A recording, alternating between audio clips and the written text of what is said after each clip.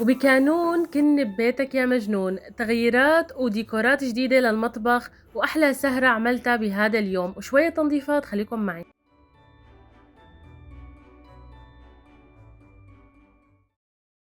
أهلا وسهلا فيكم بفيديو جديد. معكم ناريمان. كيفكم؟ شو الأخبار؟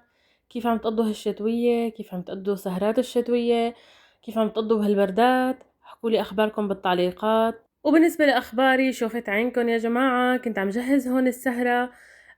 هيك شوية أكلات موجود بالبيت، وأهم شي أهم شي يعني اليوسفي، لأني هذا يعني الفواكه الشتوية بامتياز هي اليوسفي. يعني قد ما بتقدروا كتروا يوسفي، وكتروا برتقان، كتروا ليمون يا جماعة، لأنه عن جد القريب فظيع. يعني أنا هلأ صار لي أسبوع مقربة، حتى مبين من صوتي.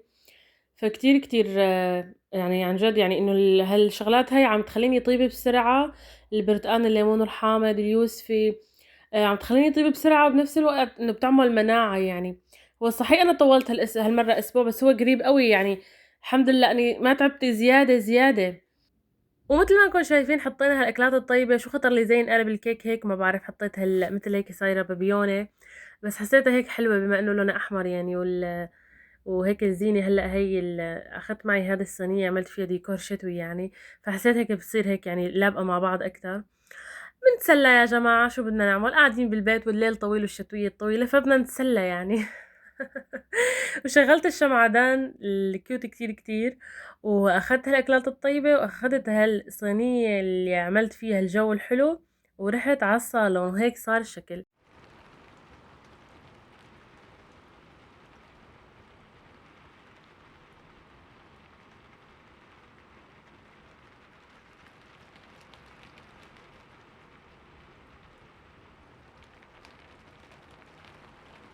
وكانون، شو اكتر شي بيقلنا يا كانون؟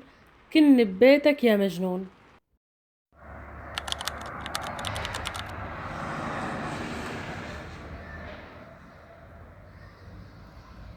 نزل التلج يا جماعة، ولسه أنا ما سويت الديكور الشتوي. شو عم بستنى ما بعرف. لا، اليوم خلص لازم نسوي الديكور الشتوي. صار شتاء يعني نظامي.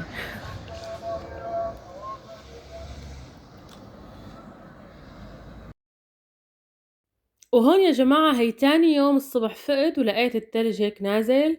خلص يعني قلت انه انا لازم اعمل ديكور شتوي بسيط، طبعا بالشغلات الموجودة عندي بالبيت اللي انا جايبتها صار لي فترة.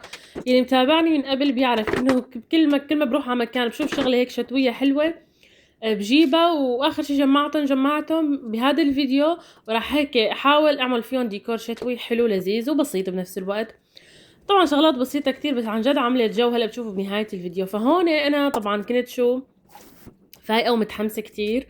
وخلص يعني بعد ما شفت التلج قلت خلاص ليفت المجلة. اول شي طبعا رح بلش بديكور المطبخ. طبعا رح اعمل ديكور للصالون، ديكور للمطبخ.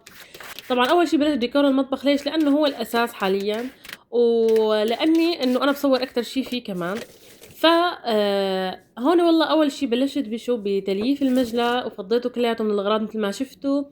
ليفته منيح ومسحته منيح. وحتى كان في عندي المزايد هيك الاثنين تبعون الزيت كمان، غسلتهم وجليتهم ولغيتهم. بصراحة حاليا بالديكور الشتوي لغيتهم. ليش؟ لاني المجلى عندي ضيق، فما راح يساع انه احط ديكورات واحط مزيتات. وفهمتوا علي كيف. وهون بقى طلعت الكيس تبع الديكورات، وكل شي فيه اغراض انا محتفظة فيهم مشان الديكور الشتوي. طلعتهم وحطيتهم قدامي على المجلة، وقلت يلا يا ناريمان فرجينا ابداعاتك وفنك، وزبطي لنا هالاشياء هاي بديكور هيك بسيط يكون حلو ويعطي دفى للمطبخ. ومثل ما شفتوا عندي هدول الشغلات اللذيذة الحلوة اللي كتير كتير كيوت.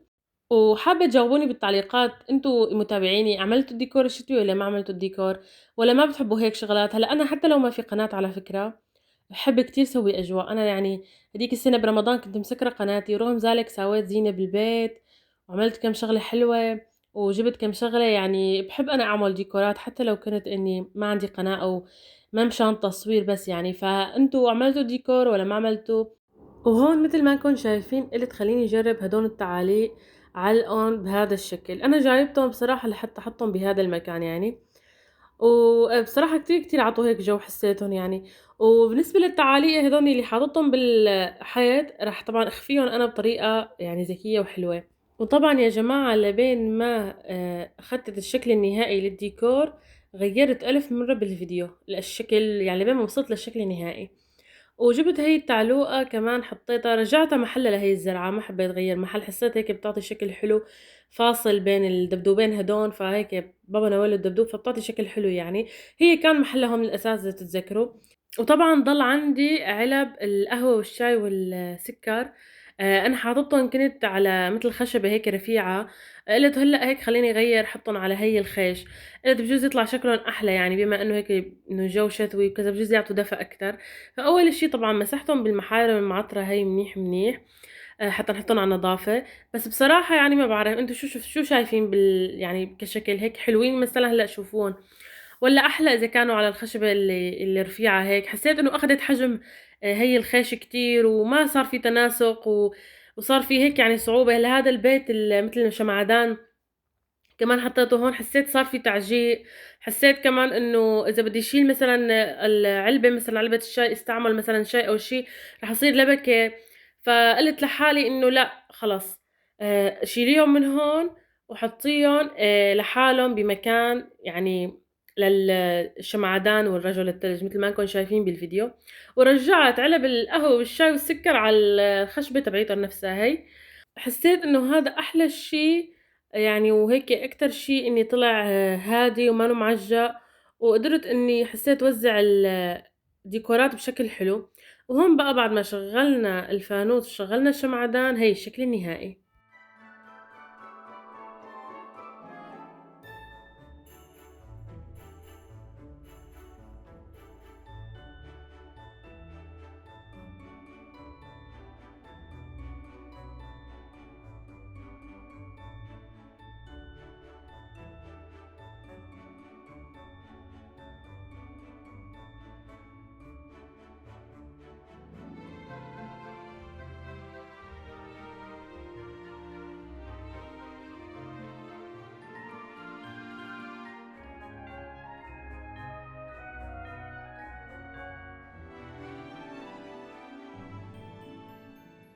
طبعًا أنا ما غيّرت مكان الزرعة متل ما عم أشركُن لازم يكون محلّا هون.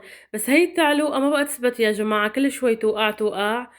فقُلت لحالي رح أحطّها هيك شكل بس يعني لآخُد اللقطة وبس أقدر إني ثبّت التعلوقة على المضبوط راح إني أرجع ثابتة محلّا يعني. بس حطّيتها هيك مؤقت يعني فوق العلب القهوة بس مؤقت مشان إنه آخُد لقطة بس يعني. وهون بقى عندي هي متل يعني stand حاطة فيه كام شغلة يعني هيك مرتبت لي المطبخ. بس يا جماعة يعني صار له فترة بدها تنظيف، وأنا هاملتها يعني بصراحة. فقُلت لحالي ما رح تنضف على المضبوط متل ما أنا بدي إلا إذا ما رحت حمّمتها بالحمّام.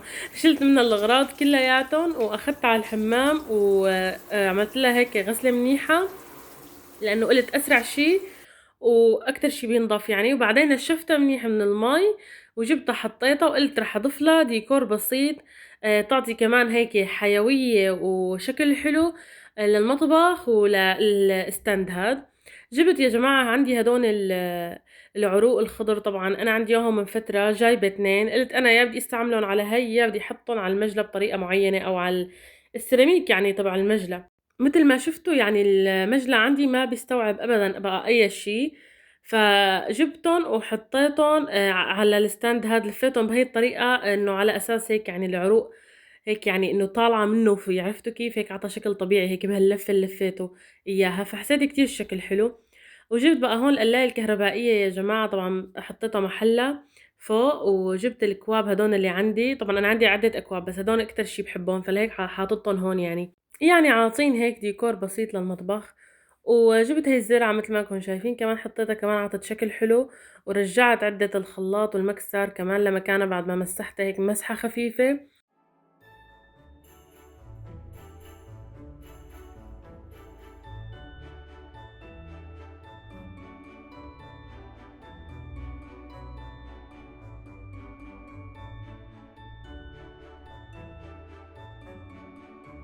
وهيك كان الشكل النهائي. حسيت كتير صار حلو بعد ما ضفت العروق ونضفناه كمان أهم شي. وطبعًا في جزء تاني للفيديو ديكورات شتوية رح ينزل الجزء التاني الفيديو اللي بعد هاد، فاللي مانو مشترك يشترك ويفعل زر الجرس لحتى يشوف الجزء التاني لديكورات الشتاء، ديكورات الصالون رح يكون. بشوفكم فيديو جديد، الفيديو اللي جاي رح يكون كتير حلو. كانت معكم ناريمان، باي باي.